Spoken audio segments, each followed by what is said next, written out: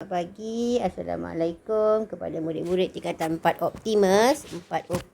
Saya ialah Cikgu Zaleha yang akan mengambil alih untuk mengajar kamu subjek sejarah daripada Cikgu Ros.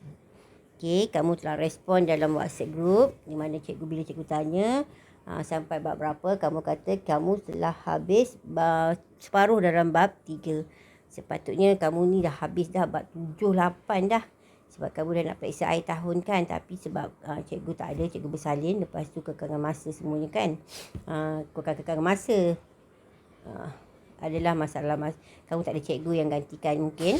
Okey, kemudian cikgu akan ambil alih dan cikgu akan mula dengan bab 4. Okey, cikgu akan mula dengan bab 4. Bab 3 nanti bila kita dah habis silibus, insya-Allah cikgu akan ulanglah bab 3 tu ya. Okey, kita masuk bab 4. Okey, bab 4 ialah mengenai era pentadbiran tentera British. Kita mula dengan 4.1. Okey, 4.1. 4.1 ialah BMA. BMA ini ialah dalam bahasa Melayunya pentadbiran tentera British.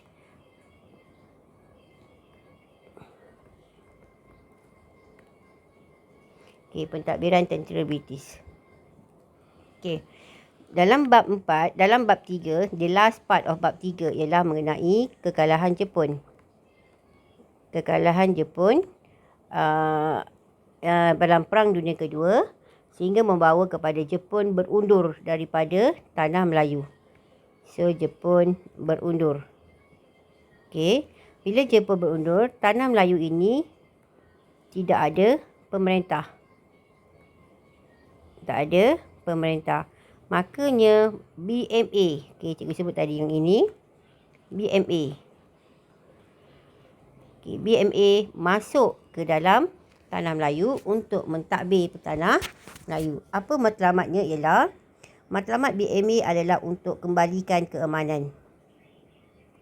Kembalikan keamanan. Yang pertama dan yang kedua, nak dapatkan kepercayaan daripada orang tempatan.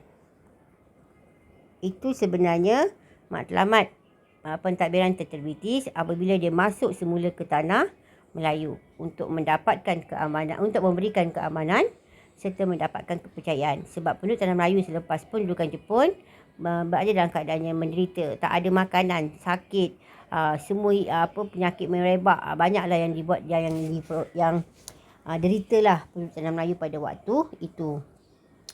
So, BMA katanya nak bantu tanah Melayu, nak dapatkan semula keamanan, nak berikan keamanan, nak pastikan rakyat hidup dalam keadaan yang selesa, yang tenang. Tetapi BMA ini gagal. Okey. Sebab orang tanah Melayu pada waktu itu dah rasa tidak ada siapa pun tak mahu bentuk penjajahan, tidak mahu lagi sebarang bentuk penjajahan. Tanah Melayu mahu berdiri dengan cara mereka yang sendiri, yang ditadbir oleh mereka sendiri. Sebab tu orang tanah Melayu tidak menyokong pun pentadbiran tentera British. Tetapi British tidak putus asa lah. Okay, British tidak putus asa di mana British telah menubuhkan Malayan Union. Okay, British telah menubuhkan, sekejap ya, cikgu naikkan sekejap. Okay. British menubuhkan Malayan Union. Okay. Dia tubuhkan Malayan Union yang pada hasratnya dia nak membentuk satu sistem pentadbiran yang menggabungkan semua negeri-negeri tanah Melayu itu. Okay, itu pada hasrat, pada dasarnya, iaitu menggabungkan semua negeri-negeri tanah Melayu. Okey. Okey, dalam pentadbiran Malayan Union, kita lihat dulu dalam sistem pentadbiran Malayan Union. Cikgu tak nak buat macam ni lah. Sekejap cikgu ni lah. Okey. Malayan Union.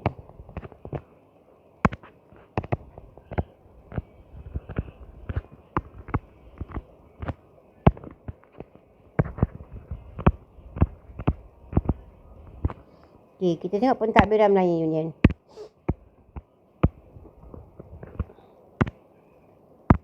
Okey, dalam pentadbiran Melayu Union, yang paling atas sekali ialah ketuanya ialah seorang Gubernur. Di bawah Gubernur ada Majlis Mesyuarat Eksekutif. Majlis Eksekutif. Satu, yang kedua ada Majlis Perundangan.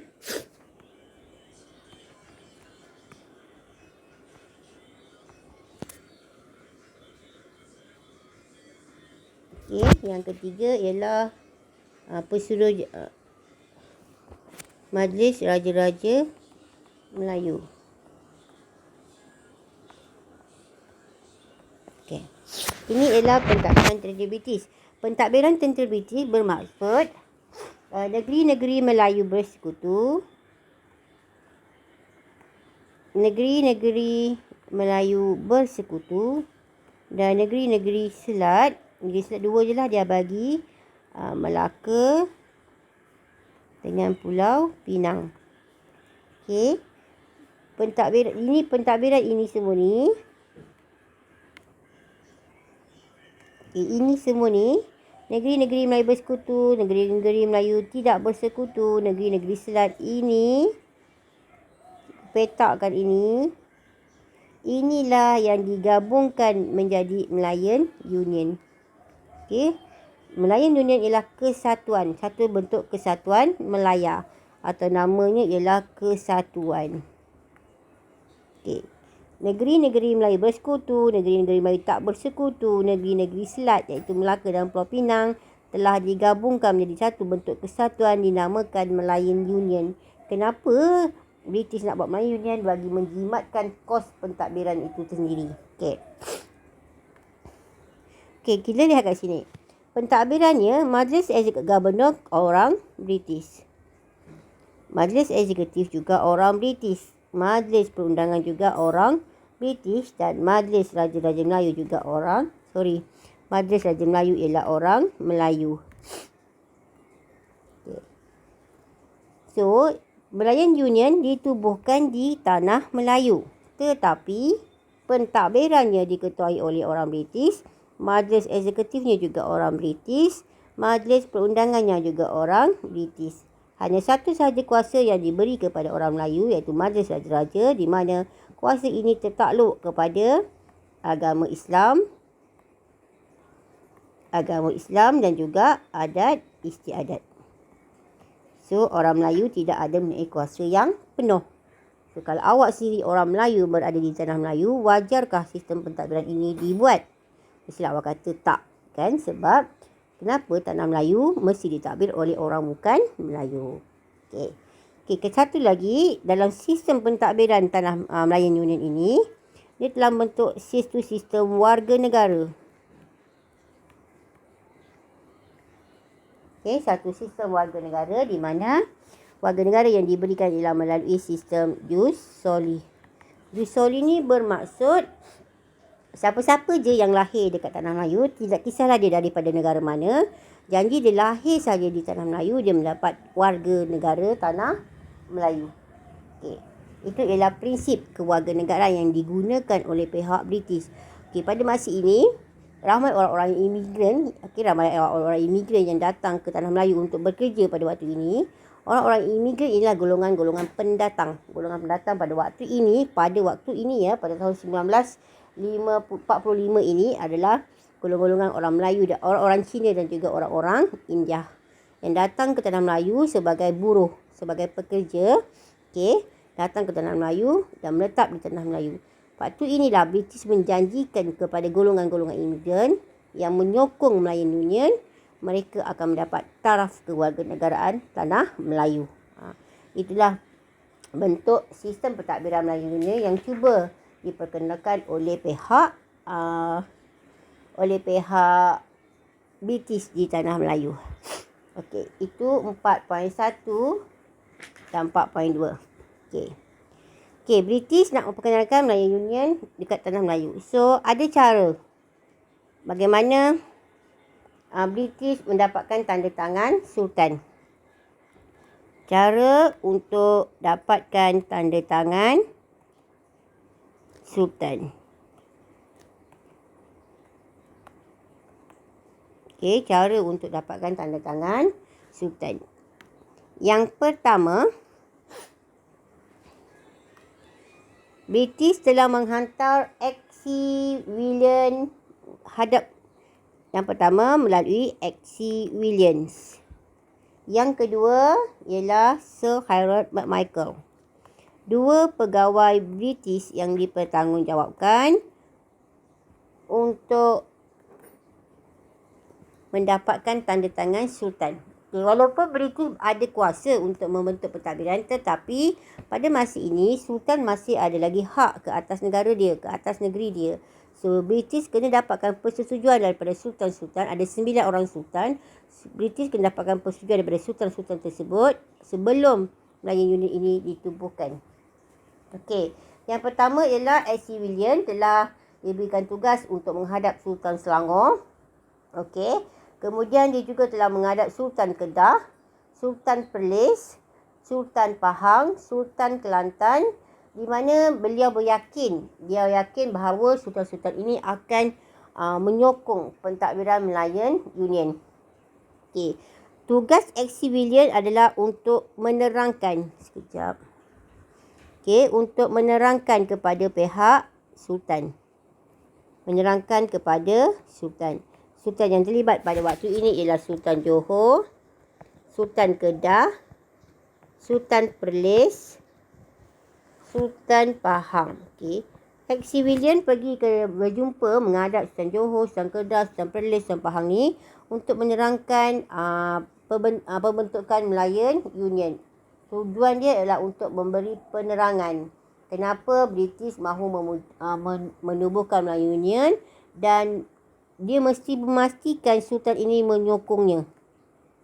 Aksi William mesti memastikan Sultan menyokong usaha pembentukan Melayan Union.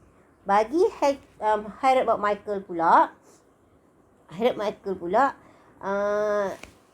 dia menggunakan pelbagai taktik. Harold McMichael menggunakan pelbagai taktik untuk memastikan sultan-sultan ini menerima pembentukan Melayan Union. Antara taktik yang digunakan oleh Harold McMichael ialah secara ugutan. Siapa raja yang tak terima tanda tangan akan diturunkan tahta. Yang kedua, diorang akan mendapatkan ada 3 cara yang digunakan. Satu, menggunakan ugutan. Sekejap cikgu tengok, cikgu pun dah terlupa dah.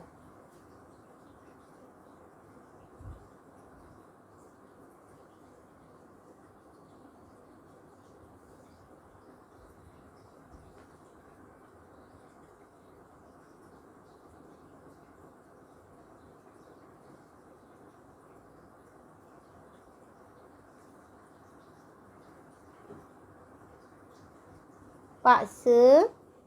Yang kedua, menggunakan paksaan.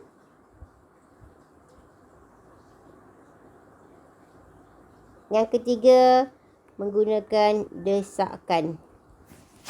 Harold McMichael berjumpa dengan Sultan dekat Kelantan, berjumpa dengan Sultan Terengganu, Sultan Perlis, Sultan Kedah, Sultan Perak, Sultan Pahang, Sultan yang di-Pertua Negeri Sembilan, Sultan Selangor dan Sultan Johor. Okey, dengan cara ugut dan paksa serta mendesak mereka, iaitu sultan-sultan ini, supaya menerima Melayan Union. Antara contoh ugutan yang digunakan, siapa-siapa yang tak menerima Melayan Union akan diturunkan tahta. Okey. So, adalah bilangan sultan yang menerima, ada yang menolak. Tapi kebanyakannya menolak lah. Okey. Ini ialah 4.2. Sekarang kita pergi kepada 4.3. 4.3 ialah berkenaan reaksi. Okey, 4.3 berkenaan reaksi raja-raja. Reaksi ni cikgu bahagi kepada 2. Okey, cikgu bagi kepada 2. 4.3. Reaksi berkenaan dengan Malayan Union. Reaksi terhadap Malayan Union. Okey. Reaksi cikgu bagi kepada dua. Satu dari pihak Raja-Raja Melayu. Satu lagi ialah daripada penduduk tanah Melayu. Okay, ada banyak cara yang dibuat oleh pihak raja dan juga penduduk tanah Melayu untuk tidak menyokong Malayan Union. Okey, raja-raja ni telah menolak semua bentuk penjajahan secara mutlak oleh kerajaan British. So, raja-raja memang tidak mahukan apa jua bentuk penjajahan berada di tanah Melayu. So, apa yang mereka buat? Mereka menyuarakan bantahan. Okey, menyuarakan bantahan. Kenapa mereka menolak pembentukan Malayan Union? Kerana kehilangan kuasa. Kalau awak lihat dalam 4.2 tadi cikgu ajar, raja hanya berkuasa dalam agama Islam serta adat istiadat. Okey. Okey, apa cara raja membuat bantahan? Yang pertama, raja telah membawa kes ini ke mahkamah. Bawa kes ke mahkamah tinggi. Okey, kenapa? Mereka ni didesak, dipaksa untuk menandatangani. So, mereka tak puas hati, mereka nak bawa kes itu ke mahkamah. Yang kedua, mereka telah buat bantahan. Mereka telah menghantar surat bantahan. Surat bantahan tentang pembentukan Malayan Union. Contoh, Sultan Perlis telah menghantar telegram menyuarakan rasa tak puas hati. Okey, lahirkan rasa tak puas hati dengan cara yang dibuat oleh Harold Michael dalam masa mereka mendapatkan tanda tangan. Yang ketiga, mereka telah buat kongres. Okey, kongres. Mereka telah buat kongres di mana Raja-Raja Melayu telah menyokong pembentukan kongres ini untuk menunjukkan kesungguhan orang Melayu menolak Malayan Union. Okey, Sultan sendiri yang telah menderma kepada persatuan-persatuan ini untuk membuktikan bahawa bahawa sultan-sultan ini membantah. Okey, untuk kongres ni lah persatuan yang dibuat oleh orang-orang Melayu. Tapi sultan-sultan ini sokong.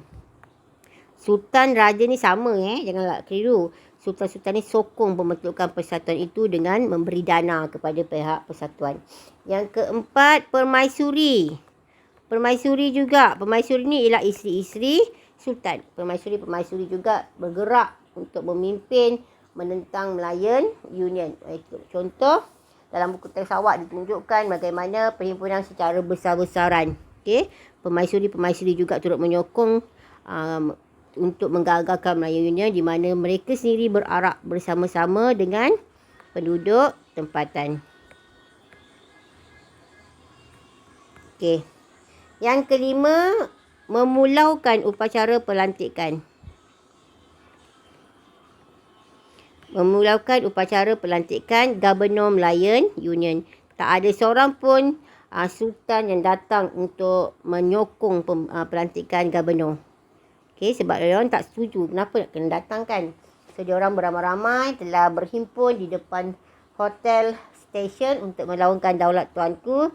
Dan bermakna mereka memang tidak menyokong pembentukan Malayan Union dan mereka juga tak nak pelantikan Gubernur Malayan Union. Okey, itu di pihak raja.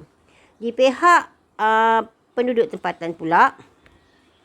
Penduduk tempatan yang pertama sekali dia telah buat bantahan di Akbar. Bantahan dekat Akbar. Bantahan Akbar contohnya mereka telah menulis dekat utusan Melayu serta majlis. Okey, mereka tulislah apa sahaja bentuk-bentuk yang boleh menggagalkan Malayan Union. Sebab Malayan Union tidak memberi hak langsung kepada sultan. Yang kedua ialah golongan cerdik pandai. Golongan cerdik pandai ni bermaksud golongan intelektual. Golongan intelektual ni contohnya ialah tokoh-tokoh pentadbir lah. Contoh cikgu bagi kat sini satu je. Datuk On telah sama-sama dengan pemimpin-pemimpin lain membantah usaha kerajaan British untuk terus menjajah tanah Melayu. Yang ketiga, kaum wanita. Kaum wanita juga turut membantah pembentukan Melayu Union. Cikgu bagi contoh kat sini ialah Cikgu Zahara. Cikgu Zahara telah bersama-sama berarak, berhimpun beramai-ramai bagi menunjukkan protes kepada pembentukan Melayu Union. Yang keempat, bantahan daripada Persatuan-Persatuan Melayu. Persatuan-Persatuan Melayu ni contoh cikgu bagi ialah Seberkas.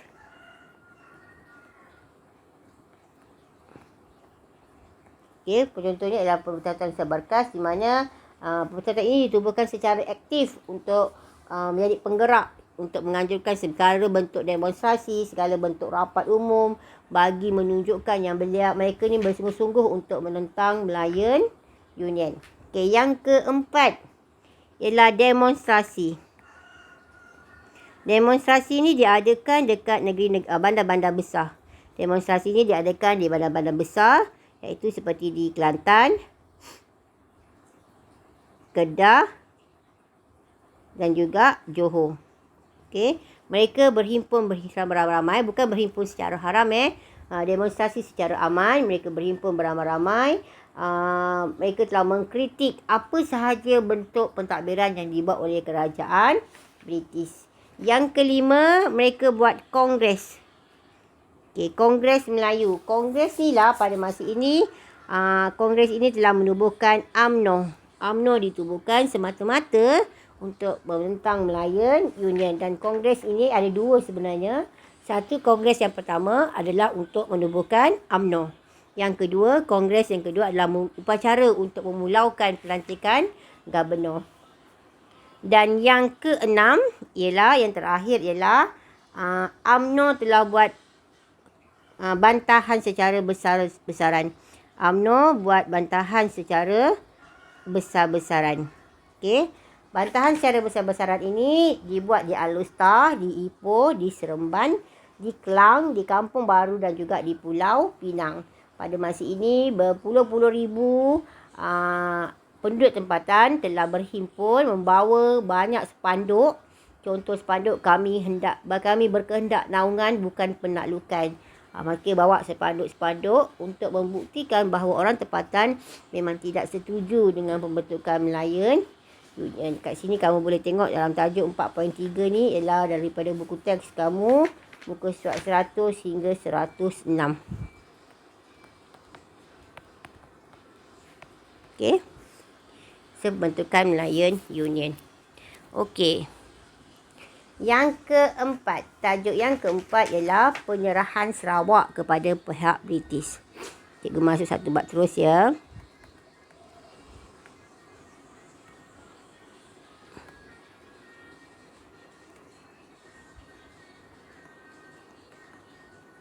Ini muka surat 106. 107 hingga 113. Okey, penyerahan Sarawak kepada pihak British. Okey, Sarawak ni ditadbir oleh keluarga Brooke. Okey, keluarga Brooke. Okey, Sarawak ditadbir oleh keluarga Brooke. British nak mengambil alih pemerintahan kerajaan Sarawak daripada Brooke, pada keluarga Brooke. Okey, pada masa ini pentadbiran tentera British bertapak dekat Sarawak ni dan mereka nak dapatkan negeri Sarawak daripada keluarga Brooke. Kenapa berlakunya faktor? Apa faktor? Sebab kenapa berlakunya penyerahan Sarawak kepada kerajaan British. Yang pertama ialah tak ada pewaris, masalah pewarisan tata.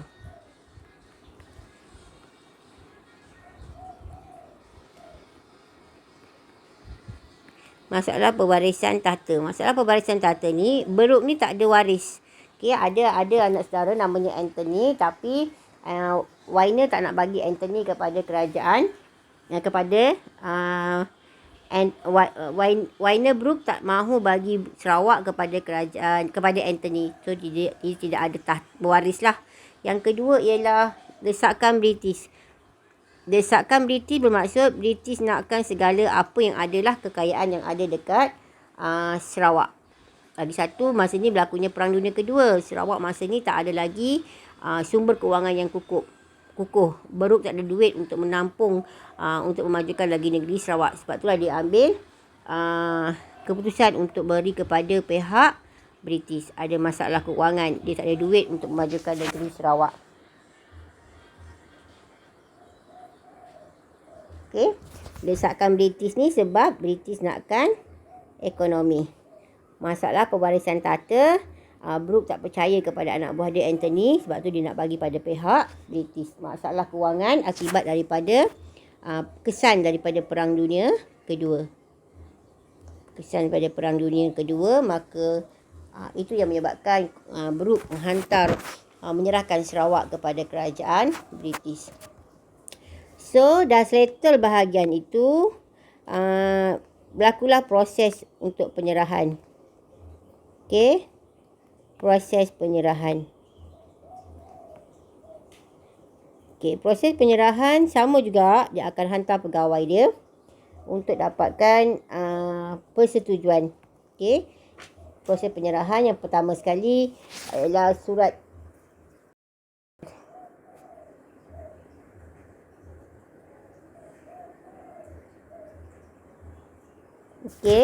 surat tanda tangan, surat setuju.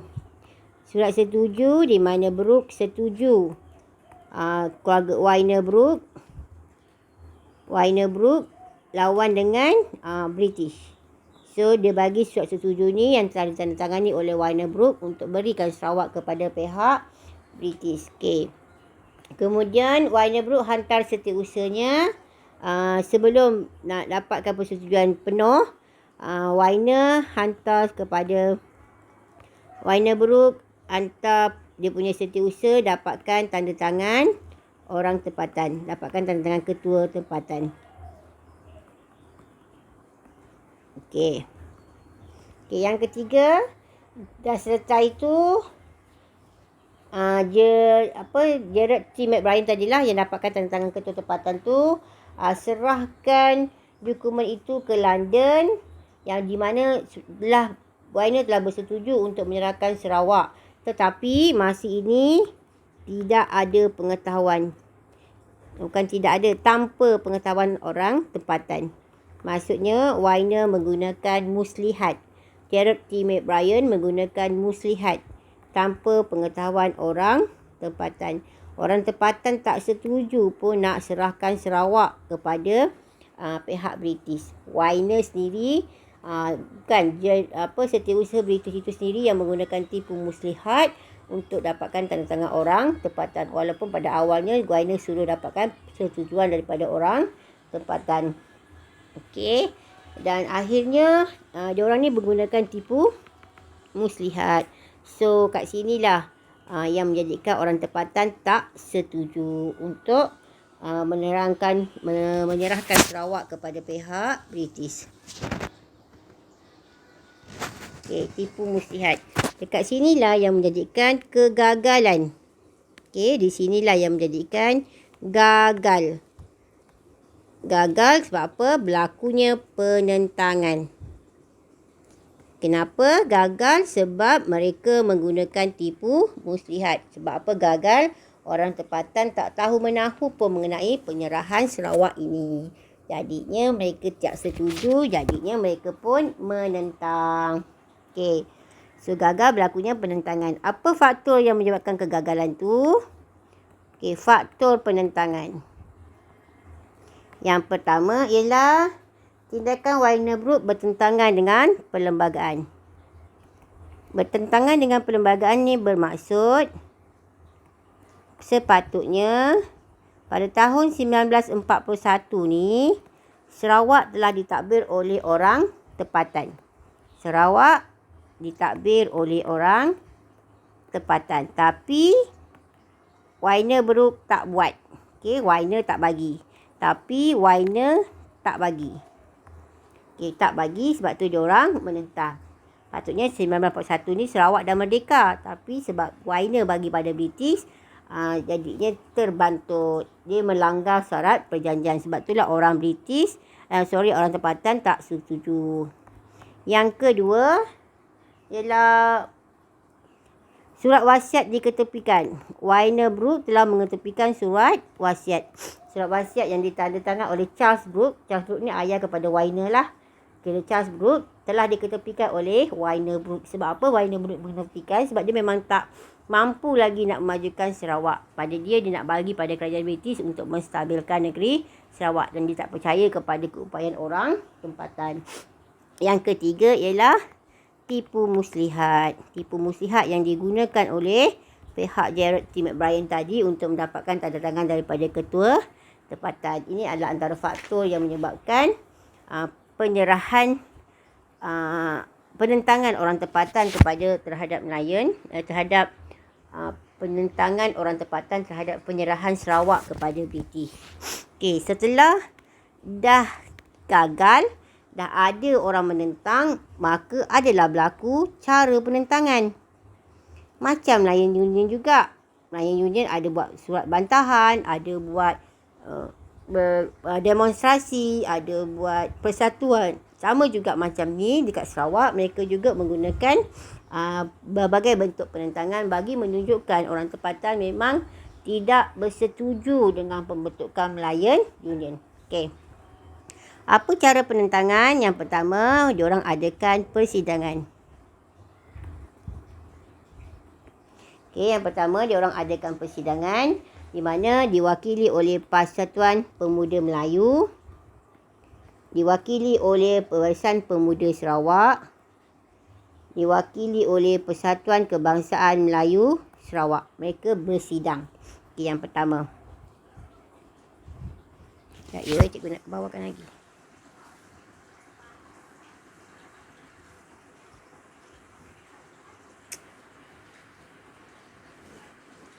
Okey, yang kedua, mereka adakan demonstrasi.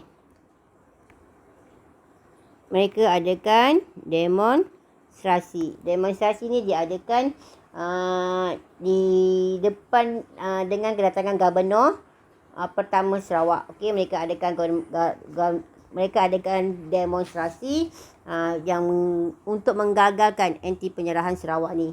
Yang ketiga ialah mereka meletakkan jawatan beramai. Letakkan jawatan. Maksudnya kat sini ada orang tempatan yang diugut. Okey, siapa yang sokong kepada demonstrasi, yang sokong Sarawak tidak diserahkan kepada pihak British, mereka akan diletakkan jawatan. Tapi diorang ni tidak kisah pun, malah diorang letak jawatan sendiri. Okey, letak jawatan sendiri supaya nak membuktikan yang mereka ni memang betul-betul tak suka Sarawak diserahkan kepada orang British. Okey, yang keempat, ada bantahan daripada golongan wanita. Orang perempuan juga tegut menyokong untuk tidak menyokong penyerahan Sarawak kepada orang British. Contohnya ialah Cikgu Lily. Cikgu sendiri, walaupun dia cikgu, dia buat juga bantahan. Bila dia ada semangat cintakan negara, dia tak kisah apa jabatan, dia tetap buat. Yang kelima, mereka telah menggunakan akhbar. Sama macam Nelayan Union juga. Dan yang keenam, mereka telah buat surat bantahan. Okey. 6 cara yang dibuat oleh orang Sarawak untuk menggagalkan penyerahan Sarawak kepada pihak British. Okey. Yang ketujuh, ada rukun 13. Ini adalah kemuncak kepada penentangan tu, di mana dekat sini Rosely Dobbie, pemimpin kerajaan rukun 13 ni, telah bertindak membunuh. Okey, Rosely Dobbie telah bunuh Dewan Duncan Stewart, iaitu Gubernur Sarawak yang pertama, kerana tak setuju dengan pembentukan Nelayan Union. Kat sinilah berlakunya peristiwa sungkit berdarah yang dianggap sebagai Rosely Dobbie ni adalah pengkhianat ataupun sebagai seorang tokoh yang memang cintakan tanah air dia. Okay, so yang ini, kenapa mereka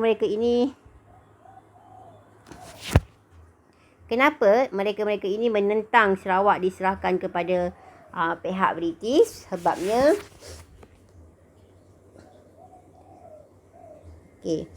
sebabnya mereka nak berkerajaan sendirilah. Mereka takbir negeri mereka sendiri. Tapi ada juga golongan yang menyokong penyerahan Sarawak. Okey, ada reaksi golongan yang menyokong penyerahan Sarawak. Reaksi penduduk yang menyokong. Yang tadi yang menentang Sarawak diserahkan, yang ini setuju Sarawak diberi kepada pihak British. Yang pertama, kenapa diorang sokong? Sebab dia kata British boleh memajukan negeri. So dia orang percayalah British memajukan negeri. Diorang percaya kepada pihak British. Yang kedua, British akan memajukan penduduk tempatan.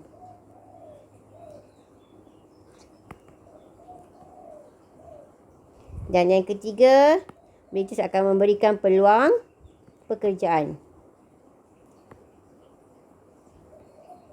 Okey, British memberikan peluang pekerjaan dalam perkhidmatan awam. Ini yang mereka membuatkan mereka juga menyokong penyerahan Sarawak kepada pihak British. Alright. So akhirnya Sarawak telah diserahkan kepada kerajaan British lah. Okey, yang terakhir sekali ialah penyerahan Sarawak kepada penyerahan Sabah pula. Yang terakhir dalam bab ni ialah 4.6. 4.6 penyerahan Sabah. So dekat dalam bab ni awak belajar, nanti cikgu buat rumusan ya. Penyerahan Sabah kepada pihak British. Okey, penyerahan Sabah kepada pihak British. Okey. Okey, kenapa? Sebab yang pertama, kenapa Sabah mesti diserahkan kepada pihak British? Yang pertama, untuk memenuhi kepentingan British. Memenuhi kepentingan British. British nak dapatkan sumber ekonomi. Okey, sumber ekonomi. Yang kedua, okey, hubungan luar. Hubungan luar ni bermaksud British nak meneruskan dasar hubungan luar, di mana semasa pemerintahan SBUB, negeri itu adalah negeri naungan British. British nak buat hubungan luar bagi pertahanan negeri Sabah dan membuat keputusan untuk menyerahkan Sabah kepada pihak British. Yang ketiga ialah masalah keuangan. Masalah keuangan. Okey, dia tahu SBB tak mampu lagi SBB tak mampu lagi untuk memajukan Sabah, so British nak ambil alih. Sebab British ni banyak duit lah katanya. Okey, so ini sebab kenapa British nak serahkan kepada nak dapatkan Sabah daripada pihak SBUB. Okey, reaksi penduduk tempat sebenarnya dekat Sabah ni,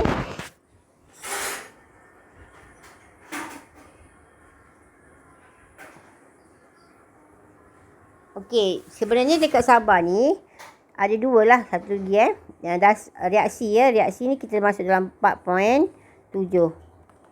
Reaksi penduduk Sabah terhadap reaksi penduduk tempatan terhadap penyerahan Sabah kepada orang British ni, dia melihat kepada dua. Satu ialah dasar British. Yang kedua ialah kepentingan sosioekonomi.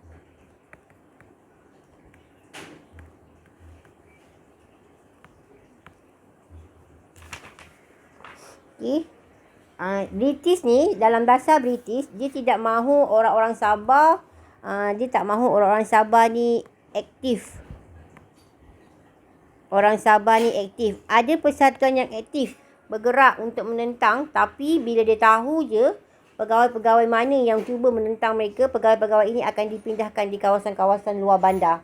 Okey, mereka telah hantar golongan-golongan pemuda-pemuda ni yang persatuan yang aktif seperti Persatuan Barib, Persatuan contoh persatuan ialah Barib, PKML. Okey, ini adalah persatuan-persatuan yang aktif, yang mana pemimpin-pemimpin dia nak cuba bantu Sabah untuk berkerajaan sendiri. Tetapi didesakkan oleh pihak British, dasar British itu sendiri.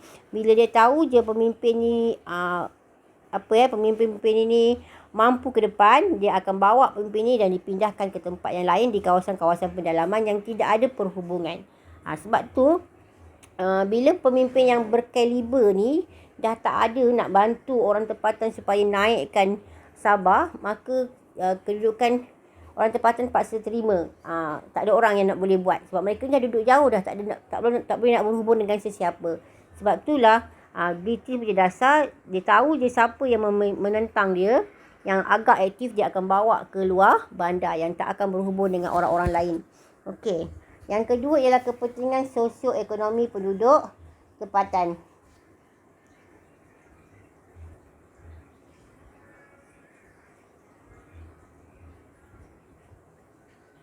Okey. Maksudnya kat sini sebagai penyerahan Sabah kepada British ni, orang tempatan melihat dia akan menguntungkan orang tempatan. Orang tempatan itu sendiri melihat penyerahan ini akan menguntungkan mereka, menguntungkan kedudukan mereka. Orang tempatan sendiri yang merasa sedemikian sebab dia rasa British akan jaga dia. Sebab tu dia tidak ada banyak bantahan. Sebab dia tahu Sabah bawah permainan British akan lebih maju. Sebab itulah kat Sabah ni tidak ada banget bentuk penentangan. Mereka macam terima janji kepentingan sosioekonomi mereka terjaga. Okey, so dalam bab ini cikgu cerita pasal MU, cikgu cerita pasal Sarawak, cikgu cerita pasal Sabah. Okey, MU gagal kerana orang tempatan tak sokong. Sarawak berjaya diserahkan kepada pihak British. Okey, kenapa? Sebab semua bentuk bantahan itu gagal. Dan Sabah juga berjaya diserahkan kepada pihak British. Kenapa boleh berjaya Sabah diserahkan kepada British? Sebab orang tempatan di Sabah hanya mementingkan kepentingan ekonomi dan sosial saja. Okey, ini untuk tajuk bab 4 era pentadbiran tentera British. Era pentadbiran, peralihan pentadbiran British dekat tanah Melayu, dekat Sabah dan juga dekat Sarawak. Lion Union ni adalah dekat tanah Melayu, Sarawak ialah daripada Brooke ke British. Okey, Sabah daripada SBUB ke British. Okey, selesai. Untuk bab ni cikgu dah done. Nanti korang boleh salin nota dalam buku dan nanti cikgu akan share dalam GC serta dalam WhatsApp dan boleh buat latihan cikgu akan masukkan dalam GC. Siap salin nota, tolong post dekat WhatsApp cikgu. Okey, bye-bye semua. Assalamualaikum.